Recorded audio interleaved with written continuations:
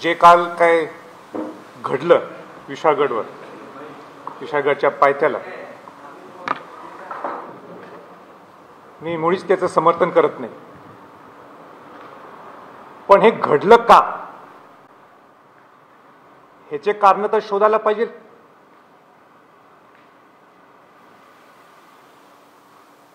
अनेक संघटना अनेक दशकापासून विशाळगड अतिक्रमण मुक्त व्हायला पाहिजे म्हणून प्रयत्न करीत होते.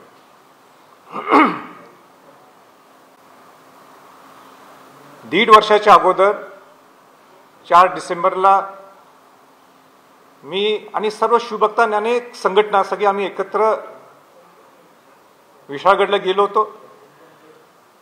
विशाळगडची परिस्थिती पाहिली. इतकी महाभयानक परिस्थिती तिथे आहे, आजही आहे. मला परत एकदा सांगायचंय की मद्यपान जशा पद्धतीने जसं पाहिजे तसं ते करतात. म्हणजे येणारे तिथले कर्नाटकातले लोक असतील आणि कोण कोण लोक असतील,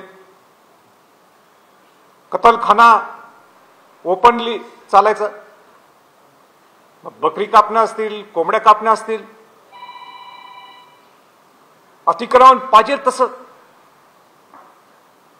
दोन्ही बाजूच्या लोकांनी अतिक्रमण केले. सरकारने अतिक्रमण केले. त्याच्यात माझा प्रश्न सुद्धा सरकारला आहे, प्रशासनाला माझा प्रश्न आहे. किल्ला हा पुरातत्व खात्याचा, पुरातत्व खात्यात एक दगड सुद्धा हलवायचा असेल तर तुम्हाला पुरातत्व खात्याची परवानगी लागते. प्रशासनाने तिथं ब्रिज बांधला, ग्रामपंचायत बांधलं, अनेक लोकांना परवानग्या दिल्या राहायच्या तिथं. ओके करून टाकलं 2002ला. हे अतिक्रमण हे काढणार कोणी, कोणाची जबाबदारी आहे? म्हणून या 1.5 वर्षापासून मी सरकारच्या मागे आहे.